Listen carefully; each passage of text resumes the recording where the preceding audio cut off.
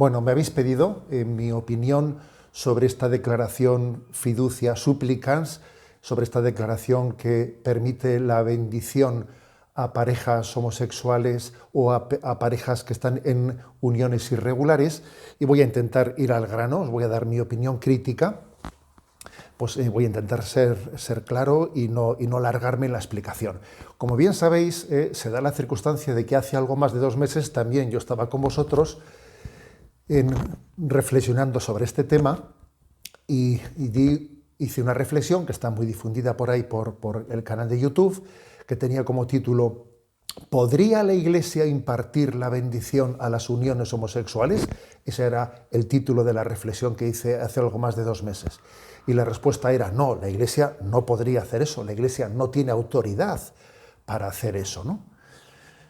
Y lo decía en base a la declaración que en el año 2021 hizo la Congregación para la Doctrina de la Fe. Entonces estaba el cardenal Ladaria presidiéndola, también con la firma del Papa. Entonces se dijo: la Iglesia no tiene autoridad para poder bendecir las uniones homosexuales. Entonces ahora parece que la nueva declaración, Fiducia Supplicans, contradice a la anterior, ¿no? Aunque se diga o se pretenda, ¿no? o se presente como que no es una contradicción, sino que es un desarrollo. Bueno, ahora hablaremos de ello. Supongo que habréis tenido oportunidad de leerla, ¿eh? Yo os invito a que la leáis. Yo aquí no voy a hacer una explicación pormenorizada de todo lo que dice, sino que voy a ir directamente al grano diciendo mi juicio sobre esta declaración. Lo primero, es impresionante, llama profundamente la atención la recepción tan mala que ha tenido, tan dura que ha tenido, con tantas reacciones críticas. Jamás habíamos visto tal cosa así en el seno de la Iglesia. Son prácticamente una veintena ya de conferencias episcopales que se han pronunciado contra, en mayor o menor grado, contra esta declaración. Muchas de ellas africanas, pero también algunas del este europeo, también de América. Además de eso, también numerosos cardenales, obispos, entre los cuales yo mismo también pues, me he manifestado críticamente. Entonces, bueno, pues esto ya es muy llamativo. Esto es muy llamativo. No estábamos acostumbrados a tal cosa en el seno de la Iglesia, ¿no? Y por cierto, me parece de justicia salir al paso de un comentario, porque he escuchado más de un comentario diciendo: bueno, es que esas conferencias episcopales que han salido, ¿no? Pues que se han pronunciado en contra, están muy condicionadas, como los africanos están muy condicionadas por el contexto cultural en el que están, ¿no? Y no me gustan esos comentarios, no me gustan, porque parece que hay un cierto supremacismo cultural por parte de quien hace esas referencias, que los africanos están, bueno, como si la cultura europea no estuviese también afectada por los influjos culturales. Nosotros estamos bajo una presión cultural, ¿no? De la ideología de género tremenda, ¿no? En África habrá otros condicionamientos culturales, pero no me parece de recibo pues minimizar todos estos pronunciamientos en contra o críticos frente a Fiducia Supplicans, pues diciendo es que son culturas. No, perdón, seamos humildes, todos aquí no hablemos de supremacismos culturales. Creo que todas esas conferencias episcopales han respondido desde el Evangelio, desde su convicción evangélica. Por cierto, y destaco, entre las reacciones así críticas que ha habido, me ha impactado una especialmente, que es la de Hilarión, que es pues arzobispo ortodoxo de la Iglesia rusa, de la Iglesia Ortodoxa rusa, que él es el representante de la Iglesia Ortodoxa rusa ante las instituciones europeas, no en Bruselas. Y la verdad es que ha sido muy duro, diciendo que el diálogo ecuménico entre católicos y ortodoxos pues no tiene posibilidades de seguir adelante con esta declaración, porque entienden los ortodoxos que hemos dado un paso que es contrario a la tradición de la Iglesia, y entonces el diálogo ecuménico entre los católicos y los ortodoxos quedaría dañado, ¿no? Bueno, eso es francamente, lo que más me ha impactado, ¿no? Entre las reacciones habidas, ¿no? Por lo tanto, creo que hay que hacer una lectura realista y humilde, ¿no? de lo ocurrido. Una recepción como esta solo se explica porque ha sido un error, porque nos hemos equivocado, porque nos hemos equivocado en la publicación de esta declaración. Es obvio que se está dañando la comunión de la Iglesia, que se está escenificando, ¿no? En esta división tan fuerte en el seno de la Iglesia, pues se está escenificando un daño a la comunión de la Iglesia. Creo que esta declaración se ha equivocado en las formas y en el fondo. Ha sido un error. En las formas. ¿A qué me refiero con las formas? Bueno, pues el hecho de que se haya publicado una declaración así sin consultar con el conjunto del episcopado de la Iglesia Católica, sin una sinodalidad de la cual tanto hablamos mucho de sinodalidad hoy en día, pero a veces la invocación de la sinodalidad es inversamente proporcional a después la implementación. El caso es que ha sido un error que algo como esto no se haya consultado, ¿no? Máxime cuando estamos hablando de un documento en el que no había base en la tradición de la Iglesia, como lo demuestra, por cierto, el hecho de que en toda esa declaración no haya citas pues en las que se pueda apoyar esta declaración, citas del magisterio anterior, no hay ninguna cita del magisterio anterior, o sea, no había una base en la tradición de la Iglesia para esta declaración. Tenía que haber sido consultada con el episcopado, y creo que eso ha sido pues, un error de forma muy grande. Pero también creo que hay errores de fondo, ¿no? Porque en esta declaración se justifica pues un paso más allá, un paso diferente, ¿no?, al que se pronunció hace tan solo 2 años y medio, en la declaración del año 2021, en la que se decía que la Iglesia no tiene autoridad, no se considera con autoridad para poder bendecir uniones homosexuales. Bueno, entonces ahora se da un paso en el que se matiza eso, ¿no? Y se da un paso en base a dos cuestiones de fondo. Primero, se distingue entre bendiciones litúrgicas y bendiciones pastorales, dejando claro pues que el matrimonio es lo que es, y que el matrimonio es únicamente la unión estable del hombre y la mujer bendecida por el sacramento. Dejando eso claro, se dice que hay que distinguir entre bendiciones litúrgicas y bendiciones pastorales. Entonces se dice en Fiducia Supplicans, no se pueden dar bendiciones litúrgicas en un marco litúrgico a parejas homosexuales o a parejas irregulares que están en relación irregular, ¿no? Bendiciones litúrgicas no, pero bendiciones pastorales sí. Las bendiciones pastorales son las que no están hechas en un marco litúrgico, están hechas más en un tono más privado, más personal, más de acompañamiento. A ver, esta distinción que se hace, que se presenta como un desarrollo de la concepción de la reflexión sobre la bendición, en el fondo, esa distinción no soluciona para nada esta cuestión, porque es que, aunque es obvio que es distinto una bendición en marco litúrgico o una bendición en un contexto pastoral, la naturaleza de una bendición dada por un ministro es la misma, sea en un marco litúrgico o sea en un marco pastoral. La naturaleza de la bendición es la misma.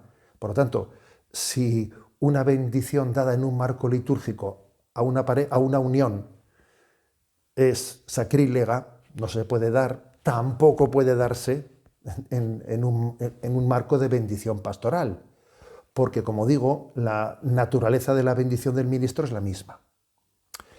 Segundo lugar, ¿no?, que es la cuestión posiblemente la más clave.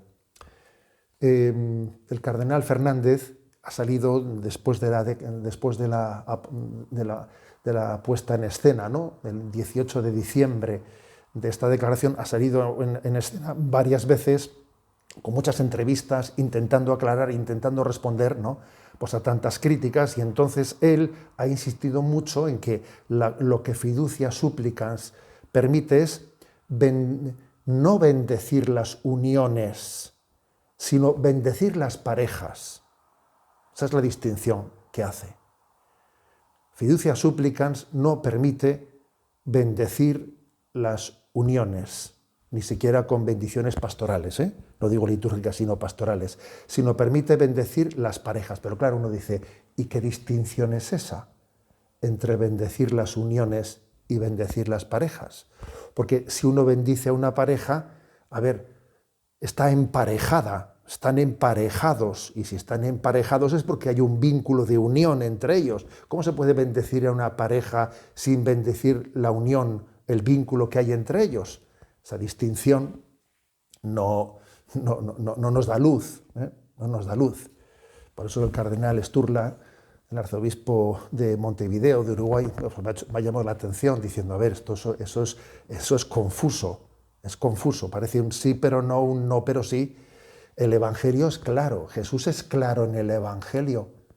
A Jesús se le entiende muy bien cuando le dice a la mujer pecadora, tampoco yo te condeno, vete y no peques más. Es decir, Jesús está bendiciendo a la mujer, pero no bendiciendo su unión pecaminosa. Bueno, por lo tanto, la única manera de que lo que dice Fiducia Supplicans, ¿no?, de permitir esas bendiciones pastorales, ¿no?, a las parejas, pudiese hacerse sin entrar en colisión con la doctrina de la Iglesia, la única forma sería entender que bendecir una pareja es bendecir a uno y luego otro, pero no los dos unidos. Esa sería una posible interpretación, pero vamos a ser claros que no es esa, no es esa. No es lo que se entiende cuando se dice bendecir a una pareja, ¿no? O también otra posible interpretación correcta sería el que en una bendición pastoral que se hace sobre una pareja se esté reconociendo explícitamente que esa pareja vive en una situación contraria al designio de Dios, ¿no? O sea, que vive en una situación objetiva de pecado y que pide el don de la conversión. Hombre, si se hiciese así explícitamente, no había problema, ¿no? Imaginémonos, ¿no?, que se dice una bendición, bendice a tus hijos tal y cual, ¿no?, y concédeles que al mismo tiempo que reconocen tus dones, reconozcan que su unión no es conforme a los designios de Dios. Derrama sobre ellos tu gracia para que puedan convertirse e iniciar una vida diferente y nueva. Hombre, si se hiciese una bendición así, obviamente no tendría contradicción con la tradición de la Iglesia. Pero vamos a ser sinceros, no nos engañemos. No es ese tipo de bendición la que se va a hacer, ¿no?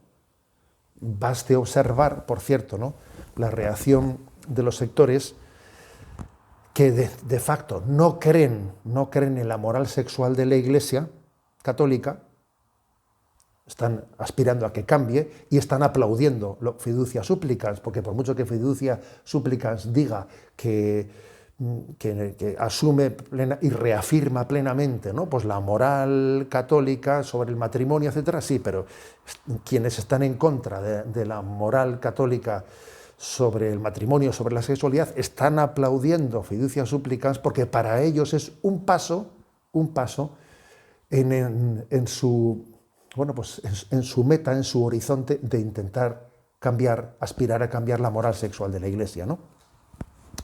Bueno, entonces yo he dicho, ¿no?, pues en una entrevista que hice en Religión en Libertad, he dicho, a ver, creo que Fiducia Supplicans no es herética, es caótica. A ver, no es herético, ¿por qué? Pues porque explícitamente reafirma la doctrina de la Iglesia, dice que la doctrina sobre el matrimonio, sobre la sexualidad, no ha cambiado y que las bendiciones que aprueba para nada legitiman las uniones. Con lo cual, en teoría, en la formulación que hace, no cabe decir que Fiducia Supplicans sea herético, ¿no? Pero claro, el problema está no en la teoría, sino en la práctica. De facto conlleva, la aplicación de Fiducia Supplicans conlleva no una negación de la doctrina católica, pero sí en la práctica supone sugerir lo contrario, ¿no? Por cierto, ¿no?, Por cierto, también aprovecho para decir lo siguiente, ¿no? Esta situación tan convulsa que estamos viviendo, pues también ha aflorado la existencia de muchos ámbitos en el seno de la Iglesia en los que se vive una abierta desafección contra el Papa. Y eso también es muy duro, ¿eh? Pues hay muchos contextos en los que se afirma que el Papa es hereje, incluso se hacen afirmaciones sedevacantistas, como que el Papa no es el legítimo Papa, que la renuncia de Benedicto XVI no se hizo correctamente. A ver, por desgracia, en el seno de la Iglesia Católica también está creciendo mucho este tipo de ambientes, ¿no? de abierta desafección y de enfrentamiento con el Papa. Pero cuidado, no basta con criticar esto, la existencia de estos sectores. También hay que reconocer que la confusión y la ambigüedad en la predicación de la doctrina católica genera esos ambientes. Cada vez que nos expresamos con ambigüedad, pues estamos o con una especie de discontinuidad con el magisterio y la tradición de la Iglesia, cada vez que hacemos eso, estamos generando reacciones integristas, desequilibradas, sedevacantistas, en abierta desafección y falta de respeto al Papa. O sea, que tenemos que luchar contra esa desafección, porque la desafección contra Pedro es del demonio. Los católicos amamos al Papa, ¿eh? Y además quiere decir que el factor Internet está haciendo mucho daño en esto, ¿no? Hay muchos lugares de Internet en los que se siembra ruptura hacia el Papa, desafección. Tenemos que luchar contra ello, ¿no? Por eso yo insisto, a ver, fiducia supplicans no es herético, no cabe decir que el Papa sea hereje, no, pero es verdad que es caótico y va a generar una suerte de praxis abiertamente contraria, de facto, en la práctica, contra la fe de la Iglesia. Con lo cual, por eso, creo que hay razones para oponernos y tenemos razones de conciencia para hacer una lectura crítica. Creo que es un error y estamos llamados a rectificarlo, debe de ser rectificado. Por cierto, en el número 3 de esta declaración se dice que esta declaración ahora, del año 2023 pues se ha publicado para intentar sanar el descontento que generó en algunos ambientes la declaración del año 2021, en la que se decía que la Iglesia no tiene autoridad para bendecir las uniones homosexuales. Y dice que aquello pues generó descontento en algún ambiente, claro, pues en Alemania, en torno al sínodo alemán, en Bélgica, pero vamos a ver, ¿no? Pues lo que está claro es que esta declaración ha generado un descontento muy superior, infinitamente superior, y ha abierto una herida en la comunión de la Iglesia que Dios nos permita sanarla.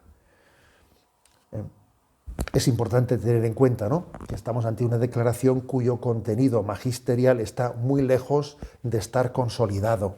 Como he dicho, no tiene raíces en la tradición de la Iglesia, ¿no? Por lo tanto, tenemos el derecho y el deber de manifestar nuestra preocupación y nuestro deseo de que esta herida contra la comunión se aborde y se sane, Igual que San Pablo hizo una corrección a Pedro, eso está en el capítulo 2 de Gálatas, cuando Pedro estaba actuando de una manera incorrecta, leedlo porque es muy interesante. Pedro, el primer papa, estaba actuando de una manera incorrecta, ¿no?, contra los judíos judaizantes, en vez de tener la libertad profética de decirles lo que debían de decir. O sea, quería confraternizar con ellos, se estaba dejando arrastrar por los ambientes en los que lo que quedaba bien era decir eso con respecto a que los cristianos debían de atenerse a las normas de los judíos en el tema de los alimentos que uno puede comer o no puede comer. Entonces, Pedro estaba siendo tentado y no estaba teniendo la libertad suficiente para decirles a los judíos lo que había que decirles, ¿no? Y entonces Pablo le corrige, ¿no? Y esa corrección fue importantísima y obviamente Pedro aceptó esa corrección, ¿no? Por lo tanto, no tenemos que escandalizarnos, de que se produzca también esa corrección de Pablo a Pedro en nuestros días, ¿no? Supone tener madurez eclesial y supone tener amor a la Iglesia, ¿no? Y esto sin que suponga ningún detrimento de nuestra comunión con el Santo Padre.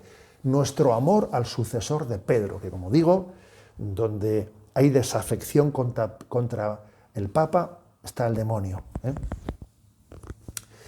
Y bueno, no quiero terminar sin decir una cosa. Es obvio que aunque fiducia supplicans, pues en mi opinión sea un error y no había necesidad alguna, ¿no?, de publicarla para poder acompañar con caridad pastoral a las personas que viven en situaciones irregulares, es obvio que su preocupación por la caridad pastoral a las personas, ¿no?, que están en situación irregular, claro que esa preocupación es digna de que nos la tomemos todos en serio, pero como digo, esa preocupación de acompañar a quienes están en situaciones irregulares, podíamos perfectamente acompañarla sin necesidad de esta declaración.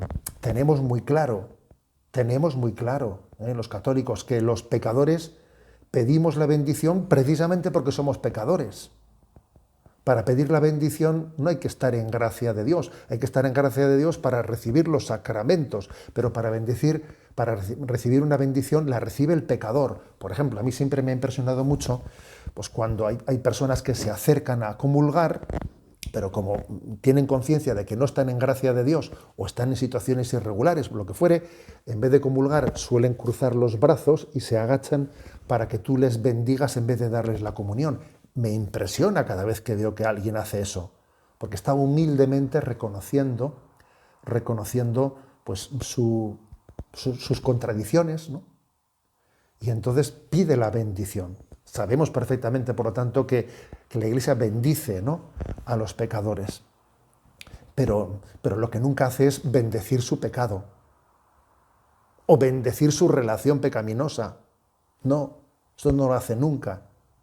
Me lo escuchaste en la charla anterior. O sea, Jesucristo le dice a la mujer, vete y no peques más. No le dice, tráeme a tus parejas que os voy a bendecir. No dice eso. Dice, vete y no peques más, ¿no?